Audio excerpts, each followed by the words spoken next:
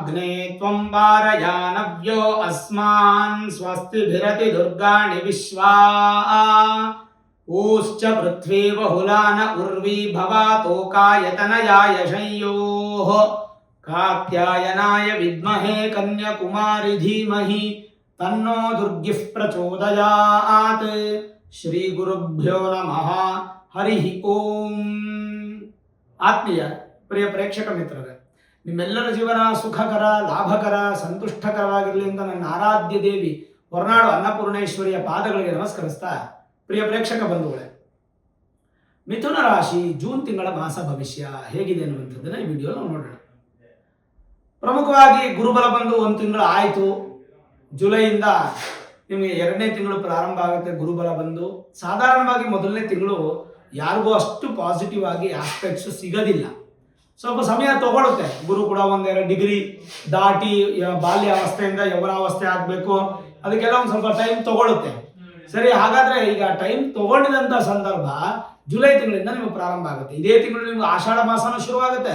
15ನೇ ತಾರೀಕಿಂದ ಆಷಾಢ ಮಾಸ. ಯಾವುದೇ ಶುಭ ಕಾರ್ಯಗಳು ಮಾಡೋಕ್ಕಾಗಲ್ಲ, ಆದರೂ ಶುಭ ಕಾರ್ಯಕ್ಕೆ ಸಂಬಂಧಪಟ್ಟಂತ ವಿಚಾರದಲ್ಲಿ ಸ್ವಲ್ಪ ಜಯತ್ವ ಅನ್ನುವಂಥದ್ದು ಪ್ರಾಪ್ತಿ ಆಗುತ್ತೆ. ಇದು ಮೊದಲನೇ ವಿಚಾರ. ಆದರೆ ಎರಡನೇದು, ಶುಭ ಕಾರ್ಯಕ್ಕೆ ಸಂಬಂಧಪಟ್ಟಂತ ಮಾತುಕತೆಗಳು ಅಥವಾ ಒಂದು ಸೈಟ್ ತಗೊಳ್ಳೋದು, ಒಂದು ಮನೆ ತಗೊಳ್ಳೋದು, ಒಂದು ಬೋರ್ ಹಾಕ್ಸೋದು, ಹೀಗೆ ಏನೋ ಒಂದು ಒಟ್ಟಾರೆ ಒಂದು ಶುಭ ಕಾರ್ಯಕ್ಕೆ ನಿಮಗೆ ಒಂದು ಸ್ವಲ್ಪ ಸ್ಪೀಡ್ ಅನ್ನುವಂಥದ್ದು ಮಿಥುನ ರಾಶಿಯವರಿಗೆ ಸಿಗಲಿಕ್ಕೆ ಪ್ರಾರಂಭ ಆಗುತ್ತೆ. ಜೊತೆಗೆ ವಿದ್ಯಾರ್ಥಿಗಳಿಗಂತೂ ಅತ್ಯಂತ ಬಲಿಷ್ಠವಾದಂಥ ಸಮಯ ಪ್ರಾರಂಭ ಆಗ್ತಾ ಇದೆ ಜುಲೈ ತಿಂಗಳಿಂದ. ವಿದ್ಯಾಭ್ಯಾಸದ ವಿಚಾರದಲ್ಲಿ ಮಾತ್ರ, ಅದರಲ್ಲೂ ಪ್ರಾರಂಭಿಕ ವಿದ್ಯೆ, ಈ SSLC ಓದ್ತಾ ಇರ್ತಕ್ಕಂಥ ವಿದ್ಯಾರ್ಥಿಗಳು ಯಾರಿದಾರೋ ಈ ವರ್ಷ ಖಂಡಿತವಾಗ್ಲೂ ಸ್ವಲ್ಪ ಮೋಸ್ಟ್ ಸಕ್ಸಸ್ ಅಂತ ಹೇಳ್ಬೋದು. ಗುರು ತುಂಬಾ ಸಪೋರ್ಟ್ ಮಾಡ್ತಾರೆ. ದ್ವಿತೀಯ ಗುರು ಅಂದ್ರೆ ಏನು? ಧನಸ್ಥಾನಕ್ಕೆ ಬಂದರು, ಹಣದ ಅನುಕೂಲವನ್ನ ಮಾಡ್ತಾರೆ, ಸ್ವಲ್ಪ ಫಿನಾನ್ಷಿಯಲ್ ಆಗಿ ಸ್ಟ್ರಾಂಗ್ ಮಾಡ್ತಾರೆ, ಹಣದ ಮೂಲಗಳನ್ನ ಬಲ ಮಾಡ್ತಾರೆ, ಹಣ ಸಂಪಾದನೆಗೆ ಸಪೋರ್ಟ್ ಮಾಡ್ತಾರೆ. ಇನ್ನು ಕುಟುಂಬದಲ್ಲಿ ವೃದ್ಧಿಯನ್ನ ಮಾಡ್ತಾ, ಕುಟುಂಬ ಸಂತೋಷ, ಕುಟುಂಬ ಸೌಕರ್ಯ ಎಲ್ಲ ಮಾಡ್ತಾ, ಜೊತೆಗೆ ನಿಮ್ಮ ಮಾತು, ವಾಕ್ಸ್ಥಾನ ಅಂತ ಹೇಳ್ತೀವಿ, ಮಾತನ್ನ ಸ್ವಲ್ಪ ಬಲಿಷ್ಠ ಮಾಡಿ ಸ್ವಲ್ಪ ಅನುಕೂಲಗಳು ಮತ್ತೆ ಆಶೀರ್ವಾದ ಅನ್ನುವಂಥದ್ದು ಸಿಗುತ್ತೆ. ಇದೆಲ್ಲ ನಿಮಗೆ ಗುರುವಿಂದ ಸಿಕ್ಕಿದ್ರೆ, ಜೊತೆಗೆ ಸೂರ್ಯನಿಂದನೂ ಸಿಗ್ತಾ ಇದೆ. 15ನೇ ತಾರೀಕು ಮತ್ತೆ 16ನೇ ತಾರೀಕು ಈ ಸಂದರ್ಭದಲ್ಲಿ ಏನಾಗುತ್ತೆ, 15-16ನೇ ತಾರೀಕು ಸೂರ್ಯ ಬಂದು ನಿಮಗೆ ಮಿಥುನ ರಾಶಿ ಅಂದ್ರೆ ನಿಮ್ಮ ರಾಶಿಯಿಂದ ಮುಂದಿನ ರಾಶಿಗೆ ಹೋಗ್ತಾ ಇದ್ದಾರೆ. ಅವಾಗ ಸೂರ್ಯ ಬಲ, ಧೈರ್ಯ ಜಾಸ್ತಿ ಆಗುತ್ತೆ ಮಿಥುನ ರಾಶಿಯವರಿಗೆ. ಜುಲೈ ತಿಂಗಳ ಧೈರ್ಯ, ಏನ್ ಬರುತ್ತೋ ನೋಡ್ಕೊಳ್ಳೋಣ, ಮಾಡ್ಬಿಡೋಣ ಅನ್ನುವಂಥ ಧೈರ್ಯ ಅನ್ನುವಂಥದ್ದು ನಿಮಗೆ ಹೆಚ್ಚಾಗುತ್ತೆ. ಸ್ತ್ರೀಯರಿಗೆ ಪುರುಷರಿಗೆ ಸಮಾನವಾಗಿ ಸಿಗುವಂತ ಈ ಫಲ ಖಂಡಿತ ಅಭಿವೃದ್ಧಿಯನ್ನು ತೋರಿಸುತ್ತೆ ಹೊರತು ತೊಂದರೆಗಳನ್ನೇನು ಉಂಟು ಮಾಡೋದಿಲ್ಲ. ಹಾಗಾಗಿ ಚಿಂತೆ ಮಾಡೋ ಅವಶ್ಯಕತೆ ಇಲ್ಲ. ಇನ್ನು ದ್ವಿತೀಯ ಗುರು ಏನ್ ಹೇಳುತ್ತೆ? ಧನಭಾವ ಸ್ಥಿತ ಗುರು ಫಲ ಏನು? ಸದ್ರೂಪ ವಿದ್ಯಾ ಗುಣಕೀರ್ತಿ ಯುಕ್ತ ಸಂತ್ಯಕ್ತ ವೈರೋಪಿ ನರೋ ಗರೀಯಾನ್ ತ್ಯಾಗಿ ಸುಶೀಲೋ ದ್ರವಿಣೇನ ಪೂರ್ಣೋ ಗೀರ್ವಾಣ ವಂದೇ ದ್ರವಿಣೋಪಯಾತೆ ಅಂತೇಳಿ ಒಂದು ಸ್ತೋತ್ರ. ಇದೊಂದು ವಾಕ್ಯ, ಶ್ಲೋಕ, ಜ್ಯೋತಿಷ್ಯ ಶಾಸ್ತ್ರದ ಶ್ಲೋಕ. ಇದರ ಪ್ರಕಾರ ಭಗವಂತನ ಕೃಪಾಶೀರ್ವಾದ ಹೇಗಿದೆ ನಿಮಗೆ ಅನ್ನುವಂಥದ್ದನ್ನ ತಿಳ್ಕೋಬಹುದು. ಯಾವ ತರ? ಗೋಚಾರದಲ್ಲಿ ಗುರು ಮಿಥುನ ರಾಶಿಯವರಿಗೆ ದ್ವಿತೀಯ ಭಾವಕ್ಕೆ ಬಂದಾಗ ಅದನ್ನ ಉಚ್ಚ ಸ್ಥಾನ ಎಂದು ಪರಿಗಣನೆಗೆ ತೆಗೆದುಕೊಳ್ಳಬೇಕು. ಅದರಿಂದ ದ್ವಿತೀಯ ಭಾವದಲ್ಲಿರ್ತಕ್ಕಂಥ ಗುರುವಿಂದ ರೂಪ ಅಂದ್ರೆ ಬ್ಯೂಟಿ, ತುಂಬಾ ಚೆನ್ನಾಗಿರುತ್ತೆ. ಒಳ್ಳೆ ಕಳಕಳೆಯಾದಂಥ ಮುಖ, ಕಳಕಳೆಯಾಗಿರ್ತಕ್ಕಂಥ ಜೀವನ ಅನ್ನೋದು ಪ್ರಾಪ್ತಿಯಾಗುತ್ತೆ.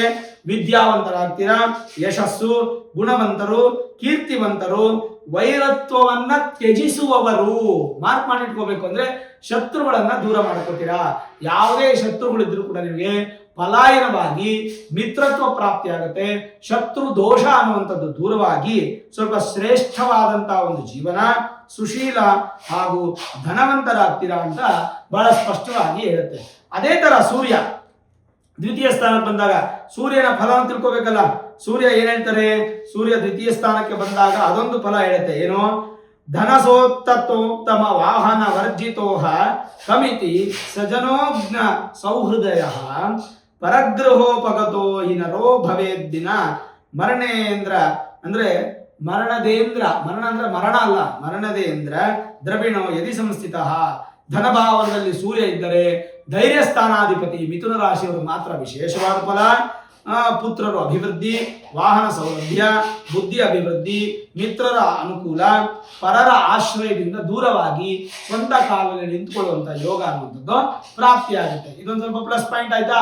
ಅಲ್ಲಿಗೆ ಸೂರ್ಯ ನಿಮಗೆ ತುಂಬಾ ಒಳ್ಳೆ ಚೆನ್ನಾಗಿರೋ ಫಲ ಕೊಡ್ತಾನೆ, ಗುರು ಒಳ್ಳೆ ಚೆನ್ನಾಗಿರೋ ಫಲ ಕೊಡ್ತಾನೆ. ಇನ್ನು ಶನಿ ಅಂತೂ ದಶಮ ಸ್ಥಾನದಲ್ಲಿ ಕೂತಿದ್ದಾರೆ.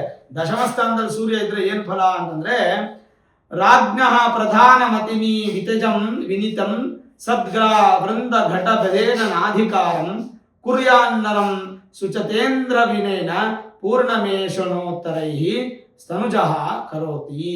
ಹೇಳುತ್ತೆ ಎಷ್ಟು ಚೆನ್ನಾಗೆ. ಗೋಚಾರದಲ್ಲಿ ಶನಿಯು ದಶಮ ಭಾವದಲ್ಲಿದ್ದಾಗ ಕರ್ಮಭಾವ ಎಂದು ಪರಿಗಣನೆಗೆ ತಗೊಳ್ಕೊಳ್ಬೇಕು. 10ನೇ ಮನೆಯ ವೃತ್ತಿಸ್ಥಾನ ಅಂತ ಹೇಳ್ತೀವಿ.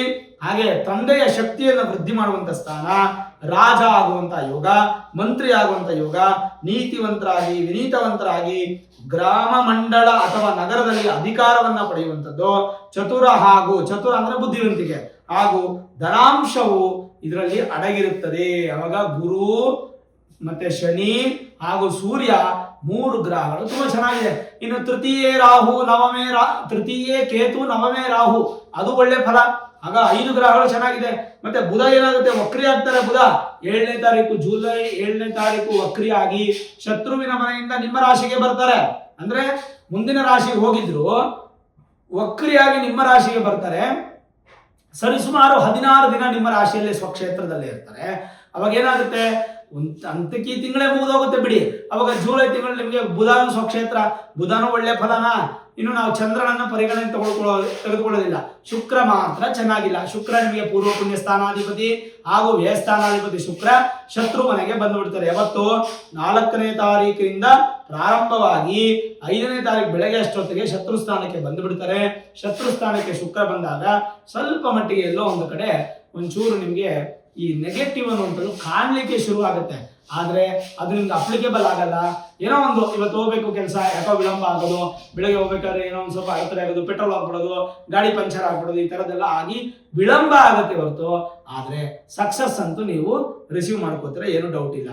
ನೋಡಿ, ವ್ಯಾಪಾರಸ್ಥರು ಯಾರ್ಯಾರು, ಮಿಥುನ ರಾಶಿಗೆ ಅಧಿಪತಿ ಬುಧ ಅಂದ್ರೆ ವ್ಯಾಪಾರಸ್ಥರು ಯಾರ್ಯಾರಿದ್ದಾರೋ ಬುಧ ಜಯಂತಿ ಇದೆ. 10ನೇ ತಾರೀಕಿಗೆ ಬುಧ ಜಯಂತಿ. ಅವತ್ತು ಮಹಾವಿಷ್ಣುವಿಗೆ ತುಳಸಿ ಅರ್ಚನೆ ಮಾಡಿಸಿ ವ್ಯಾಪಾರ ಅಭಿವೃದ್ಧಿ ಚೆನ್ನಾಗಾಗುತ್ತೆ. ಮತ್ತೆ ಗುರು ನಿಮಗೆ ಬಲಿಷ್ಠವಾಗಿದೆ. ಇನ್ನೂ ಬಲಿಷ್ಠವಾಗೋದಕ್ಕೆ ಈ ತಿಂಗಳು 29ನೇ ತಾರೀಕು ಗುರು ಪೌರ್ಣಮಿ ಇದೆ. ಗುರು ಪೌರ್ಣಮಿ ದಿನ ಆರಾಧನೆ ಮಾಡಿ, ಗುರುಗಳ ದರ್ಶನ ಮಾಡಿ. ಯಾವುದಾದ್ರೂ ನಿಮ್ಮ ಗುರುಗಳ ದಕ್ಷಿಣಾಮೂರ್ತಿ ಆಗ್ಬೋದು, ರಾಯರಾಗ್ಬೋದು, ಶೃಂಗೇರಿಗೆ ಹೋಗಿ ಅಲ್ಲಿ ದೇವರನ್ನ ದರ್ಶನ ಮಾಡೋದಾಗ್ಬೋದು, ಅಥವಾ ಶಿರಡಿ ಸಾಯಿಬಾಬಾ ಆಗ್ಬೋದು, ಯಾವುದೋ ಒಂದು ಗುರುಗಳನ್ನ ಆರಾಧನೆ ಮಾಡುವುದು ಒಳ್ಳೆಯದು.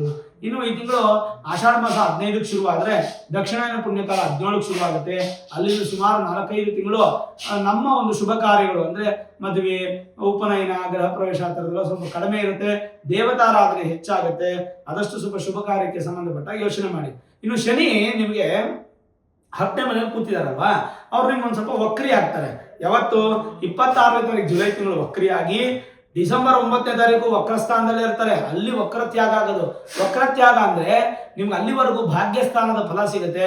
ಮಿಥುನ ರಾಶಿಯವರಿಗೆ ಇದೊಂದು ಸ್ವಲ್ಪ ಫಲ ಪಾಸಿಟಿವ್ ಆಗಿರುತ್ತೆ. ತಾತ್ಕಾಲಿಕವಾಗಿ ನಿಮ್ಗೆ ಅಭಿವೃದ್ಧಿ ಆಗುತ್ತೆ, ಚೆನ್ನಾಗಿರುತ್ತೆ, ಏನೋ ಚಿಂತೆ ಮಾಡೋ ಅವಶ್ಯಕತೆ ಇಲ್ಲ. ಓವರಾಲ್ ನೋಡಿದಾಗ ಮಿಥುನ ರಾಶಿಯವರಿಗೆ ಚೆನ್ನಾಗಿದೆ. ಹಾಗಾದ್ರೆ ಕುಜನ ಸಂಭವ ಏನು? ಕುಜ ನಿಮಗೆ ಏಕಾದಶ ಸ್ಥಾನಾಧಿಪತಿ ಹಾಗೂ ಋಣರೋಗ ಶತ್ರು ಸ್ಥಾನಾಧಿಪತಿ. ಸ್ವಲ್ಪ ಆರೋಗ್ಯದ ವಿಚಾರದಲ್ಲಿ ಎಚ್ಚರ ಇರಬೇಕು. ಯಾಕೆಂದ್ರೆ 6ನೇ ಮನೆಯ ಅಧಿಪತಿ 12ನೇ ಮನೆ ಕೂತ್ಕೊಂಡ್ ಬಂದಿದೆ. 6th house lord 12th house. ಸ್ವಲ್ಪ ಈ ಭೂಮಿ ಸಂಬಂಧಪಟ್ಟಂತ ತಗಾದೆಗಳಾಗೋದು, ದಾಯಾದಿಗಳ ಕಲಹ ಆಗೋದು, ಕೋರ್ಟ್ ಕಚೇರಿ ವಿಚಾರಗಳಲ್ಲಿ ಸ್ವಲ್ಪ ಹಿನ್ನಡೆ ಆಗುವಂಥದ್ದು, ಜೊತೆಗೆ ಬಹಳ ಪ್ರಮುಖವಾಗಿ ಮುಖ್ಯವಾಗಿ ನಿಮಗೆ ಈ ಭೂಮಿ ಖರೀದಿ ಮತ್ತೆ ಮನೆ ಖರೀದಿ ಇತ್ಯಾದಿಗಳು ಹುಷಾರಾಗಿರಿ. ರಿಯಲ್ ಎಸ್ಟೇಟ್ ಮೀಡಿಯೇಟರ್ಸ್ ಕೂಡ ಸ್ವಲ್ಪ ಹಿನ್ನಡೆ ಆಗುವಂತ ಸಾಧ್ಯತೆ ಈ ತಿಂಗಳಲ್ಲಿ. ಓವರಾಲ್ ನೋಡಿದಾಗ ಕುಜ ತುಂಬಾ ಬಲಹೀನನಾಗಿರ್ತಾನೆ. ಅಂದ್ರೆ ಕುಜ ದೋಷನೂ ತಾತ್ಕಾಲಿಕವಾಗಿರೋದ್ರಿಂದ ಸಾಧ್ಯವಾದಷ್ಟು ಪ್ರತಿನಿತ್ಯ ಭಸ್ಮ ಅಂದ್ರೆ ವಿಭೂತಿ ಅಂತೀವಲ್ಲ, ಅದನ್ನ ಹಣೆಗೆ ಹಚ್ಕೊಳ್ಳುವಂಥದ್ದು ತುಂಬಾನೇ ಒಳ್ಳೇದು. ಭಸ್ಮ ಧಾರಣೆಯಿಂದ ಅಂದ್ರೆ ಸುಮ್ಮನೆ ಭಸ್ಮ ಅಲ್ಲ, ಸುಬ್ರಹ್ಮಣ್ಯನ ದೇವಸ್ಥಾನಕ್ಕೆ ಹೋಗಿ ಭಸ್ಮಾರ್ಚನೆ ಮಾಡಿಸಿ ಆ ಭಸ್ಮ ತಂದಿಟ್ಕೊಳ್ಳು. ಮಿಥುನ ರಾಶಿಯವರು ಭಸ್ಮ ನಿತ್ಯ ಇಟ್ಕೊಳ್ಳೋದ್ರಿಂದ ಇದೇ ಪರಿಹಾರ ಈ ತಿಂಗಳಿಗೆ ಆ ಭಸ್ಮ ಹಚ್ಕೊಳ್ಳೋದ್ರಿಂದ ನಿಮಗೆ ವಿಶೇಷವಾದಂತಹ ಫಲ ಅನ್ನುವಂಥದ್ದು ಪ್ರಾಪ್ತಿಯಾಗುತ್ತೆ. ಜೊತೆಗೆ ಈಗ ಮುಖ್ಯವಾಗಿ ವಿದ್ಯಾರ್ಥಿಗಳಿಗೆ ಏನು ತೊಂದರೆ ಇಲ್ಲ, ಉದ್ಯೋಗ ಮಾಡೋರಿಗೆ ಏನು ತೊಂದರೆ ಇಲ್ಲ, ವ್ಯಾಪಾರ ಮಾಡೋರಿಗೆ ಏನು ತೊಂದರೆ ಇಲ್ಲ. ಮತ್ತೆ ಆರೋಗ್ಯದಲ್ಲಿ ಸ್ವಲ್ಪ ಹುಷಾರಾಗಿದ್ದು ಸ್ವಲ್ಪ ನಿಮ್ಮ ಕುಟುಂಬದಲ್ಲಿ ಪ್ರೀತಿ, ಗೌರವ, ಬಾಂಧವ್ಯ ಹೆಚ್ಚಿಸ್ಕೊಂಡು ಶುಭ ಕಾರ್ಯಗಳು, ಪುಣ್ಯಕ್ಷೇತ್ರಗಳ ದರ್ಶನ ಮಾಡ್ಕೊತಿದ್ರೆ ಒಳ್ಳೆಯದು. ಯಾವುದಕ್ಕೂ ನೀವು ವಾಹನ ಮಾಲೀಕರು, ವಾಹನ ಚಾಲಕರು, ಮತ್ತೆ ಸೇಲ್ಸ್ ಅಂಡ್ ಸರ್ವಿಸು, ಒಂದು ವಾಹನದ ಇಟ್ಕೊಂಡಿರ್ತಕ್ಕಂಥವ್ರು, ಅದನ್ನು ಬಿಸ್ನೆಸ್ ಮಾಡುವಂಥವ್ರು, ವಾಹನ ತಯಾರಕರು, ಆಮೇಲೆ ವಾಹನ ಸಂಬಂಧಪಟ್ಟಂತ ಸೇಲ್ಸ್ ತುಂಬಾ ಕಡಿಮೆ ಆಗ್ಬಿಡುತ್ತೆ ಈ ತಿಂಗಳು. ಜೊತೆಗೆ ಏನಪ್ಪಾ ಅಂತಂದ್ರೆ ವಾಹನದಲ್ಲಿ ಓಡಾಡ್ಬೇಕಾದ್ರೆ ಎಚ್ಚರಿಕೆ ಇರಿ. ಮತ್ತೆ ಕ್ಲಾತ್ಸ್ ಬಿಸ್ನೆಸ್, ಬ್ಯೂಟಿ ರಿಲೇಟೆಡ್ ಇದೆಲ್ಲ ಬಿಸ್ನೆಸ್ ತುಂಬಾ ಕಮ್ಮಿ ಆಗುತ್ತೆ. ಅಂದಕ್ಕೆ ಸಂಬಂಧಪಟ್ಟಂತ ವಿಚಾರದ ಜೊತೆಗೆ ಸಿನಿಮಾ ಫೀಲ್ಡ್ ಆಗ್ಬೋದು, ಆಕ್ಟರ್ ಆಗ್ಬೋದು, ಆಕ್ಟ್ರೆಸ್ ಆಗ್ಬೋದು, ಈ ತರದೆಲ್ಲ ಸ್ವಲ್ಪ ಕಡಿಮೆ ಆಗುತ್ತೆ. ಆದಷ್ಟು ಈ ತಿಂಗಳು ಅಷ್ಟೊಂದಿನ ಉತ್ತಮವಾದಂತಹ ಸಮಯ ಇಲ್ಲ. ಆದ್ರಿಂದ ಒಂದು ಯಥೇಚ್ಛವಾದ ಫಲ ಅನ್ನುವಂಥ ಸಿಗದೆ ಹೋಗುತ್ತೆ. ಸಾಧಾರಣವಾದಂತಹ ಸ್ವಾಭಾವಿಕವಾದಂತಹ ಫಲ ಸಿಗೋದ್ರಿಂದ ಸ್ವಲ್ಪ ಮಟ್ಟಿಗೆ ಆದಷ್ಟು ಕೂಡ ನೀವು ಒಂದು ಸ್ವಲ್ಪ ಪಾಸಿಟಿವ್ ಆಗಿರಿ. ಈ ತರದ ವಿಚಾರದಲ್ಲಿ ಎಚ್ಚರವಾಗಿರಿ. ಆರೋಗ್ಯಕ್ಕೆ ನೀವು ಸುಬ್ರಹ್ಮಣ್ಯನ ಆರಾಧನೆ ಮಾಡಿ. ಸುಬ್ರಹ್ಮಣ್ಯನ ಆರಾಧನೆ ದರ್ಶನದಿಂದ ವಿಶೇಷವಾದ ಫಲವನ್ನು ಹೊಂದುತ್ತೀರಾ. ಅದರಲ್ಲಿ ಯಾವುದೇ ಸಂದೇಹ, ಡೌಟ್ಸ್ ಅನ್ನೋದು ಖಂಡಿತ ಇಲ್ಲ. ಕೇವಲ ಶುಕ್ರ ಮಾತ್ರ ಬಲಹೀನ. ಶುಕ್ರಕ್ಕೆ ದೇವಿ ಆರಾಧನೆ ಮಾಡಿ, ಕುಜನಿಗೆ ಸುಬ್ರಹ್ಮಣ್ಯನ ಆರಾಧನೆ ಮಾಡಿ. ಮಿಥುನ್ ರಾಶಿಯವರಿಗೆ ಜುಲೈ ತಿಂಗಳು ಅತ್ಯಂತ ಶುಭ ಕಾಲ. ಯುಟಿಲೈಸ್ ಮಾಡ್ಕೊಳ್ಳಿ, ಉಪಯೋಗಿಸ್ಕೊಳ್ಳಿ, ಇರುವಂತಹ ಫಲವನ್ನ ಅನುಭವಿಸಿ. ಬರಬಹುದಾದಂಥ ಸಮಸ್ಯೆಗಳನ್ನು ಭಗವಂತ ಮೊದಲೇ ತಿಳಿಸ್ತಾನೆ. ಆ ಸಮಸ್ಯೆಗೆ ಯುದ್ಧಕ್ಕೆ ತಯಾರಾಗಿ ಅದನ್ನು ಜಯಿಸಿ ನೀವು ತಾತ್ಕಾಲಿಕವಾಗಿ ರಿಲೀಫ್ ಅನ್ನು ಪಡ್ಕೊಂಡು ಒಂದು ಜಯತ್ವದ ಕಡೆಗೆ ದಾರಿ ಹೋಗೋದ್ರಲ್ಲಿ ಯಾವುದೇ ಸಂದೇಹ ಇಲ್ಲ. ಓವರಾಲ್ ಹೇಳ್ಬೇಕಂದ್ರೆ ಮಿಥುನ ರಾಶಿಯವರಿಗೆ ಅದ್ಭುತ, ಸೂಪರ್ ಆಗಿದೆ. ಆರೋಗ್ಯ ತೊಂದರೆ ಮತ್ತು ಈ ಶುಕ್ರನಿಗೆ ಸಂಬಂಧಪಟ್ಟಂತ ವ್ಯಾಪಾರ ಸಮಸ್ಯೆ ಆಗ್ತಾ ಇದ್ದಾಗ ಮಾತ್ರ ನೀವು ನಿಮ್ಮ ಮೂಲ ಜಾತಕವನ್ನ ನುರಿತ ಜ್ಯೋತಿಷ್ಯರಿಗೆ ತೋರಿಸ್ಕೊಂಡು Vedic astrology, higher astrology predictions ಅನ್ನು ಮಾಡಿಸಿ ಏನಾದರೂ ಸುಲಭ ಪರಿಹಾರಗಳಿದ್ರೆ ಆ ಪರಿಹಾರಗಳನ್ನು ಮಾಡ್ಕೊಳ್ಳಿ. ಖಂಡಿತ ಭಗವಂತ ಯಥೇಚ್ಛವಾದ ಫಲವನ್ನು ಕೊಟ್ಟು ನಿಮ್ಮನ್ನ ಕಾಪಾಡ್ತಾನೆ. ಚಿಂತೆ ಮಾಡೋ ಅವಶ್ಯಕತೆ ಇಲ್ಲ, ಧೈರ್ಯವಾಗಿರ್ಬೋದು. ನೋಡಿದ್ರಲ್ಲ ವೀಕ್ಷಕರೇ, ಮಿಥುನ ರಾಶಿಯ ಜುಲೈ ತಿಂಗಳ ಮಾಸ ಭವಿಷ್ಯ.